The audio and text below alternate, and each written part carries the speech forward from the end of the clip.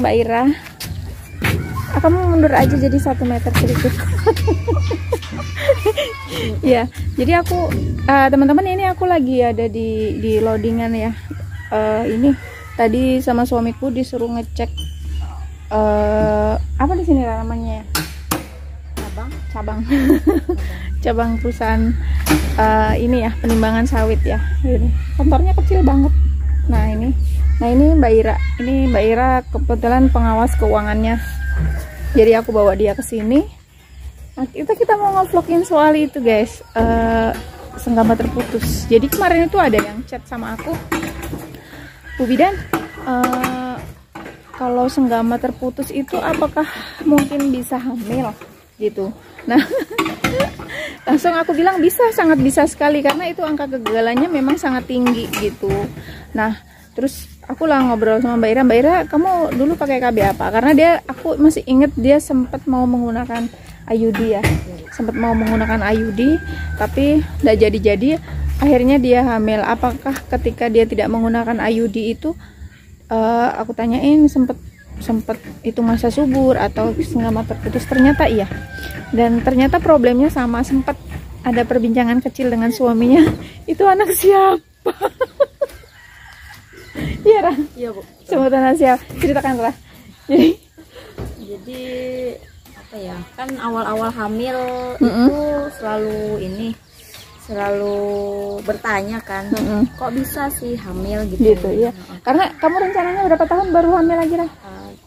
2 tahun ke depan. 2 tahun ke depan, karena anaknya masih umurnya 2 tahun ya? Setahun? 3 tahun. 3 tahun. Oh dia kepengen 5 tahun anaknya ya. Terus gimana Ra? Jadi, kok bisa hamil gitu? Suaminya nanya ya? Enggak, saya yang bertanya. Oh ya, suaminya nanya, kok bisa hamil sih? Nah, siapa suaminya? Terus ya saat itu ya sempet debat sih, sempet juga kok bisa gitu hamil. Ternyata di flashback ke belakang, gaya hidup saya juga berpengaruh ya. Apa ya, itu makanan-makanan yang meningkatkan kesuburannya, iya Kak? Iya Bu. Nah, iya. Jadi sebelum saya hamil, saya tuh rajin sama suami konsumsi cambah. Tapi itu apa ya, tidak terencana. Kecambahnya kan ini ya, termasuk salah satu tinggi protein yang sangat bisa meningkatkan kesuburan ya. Rata-rata kalau program hamil, aku masih ingat zaman dulu itu selalu anjurannya itu. Kalau sekarang sih protein banyak di maksudnya konsumsi orang tuh sudah protein tinggi gitu. Terus gimana Ra? Perdebatan kecilnya suamimu ketika kamu tahu kalau kamu hamil? Suami saya sih happy aja Bu, happy aja. Anak.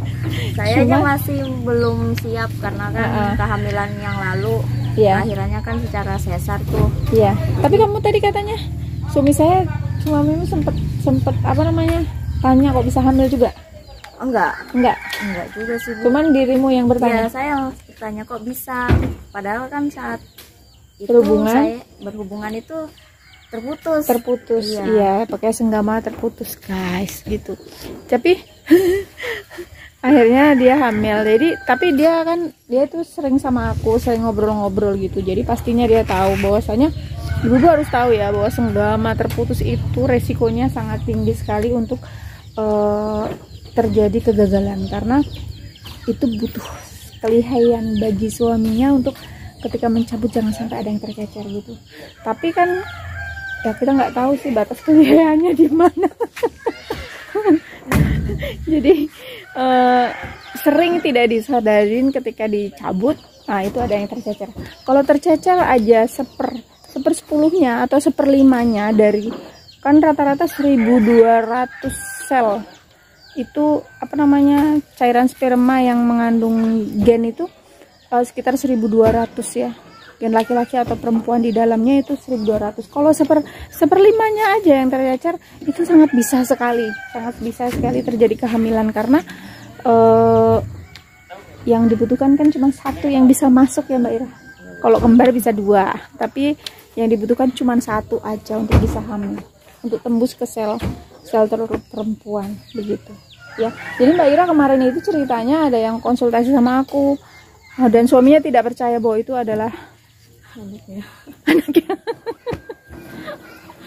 karena suaminya merasa bahwa senggama terputus. Jadi ini buat bapak-bapak juga harus jadi pelajaran ya. Dan banyak sekali ibu-ibu yang gagal, yang ternyata dia, aduh bu, saya kok hamil gitu. Banyak sekali yang datang ke puskesmas gitu. Jadi makanya aku bikin vlog ini agar banyak yang tahu bahwasanya senggama terputus itu adalah KB yang memang sebenarnya Nabi menggunakan cara itu, tapi itu butuh betul-betul kelihayan bagi suami untuk ketika mencapu tidak boleh tercecer sama sekali gitu. Sadar ndak itu kalau itu ada tercecer? Kan itu kayak mana ya menyadarinya, aku nggak tahu lah, itu hanya laki-laki yang tahu kali ya. Ya kadang juga nggak sadar kayaknya bu.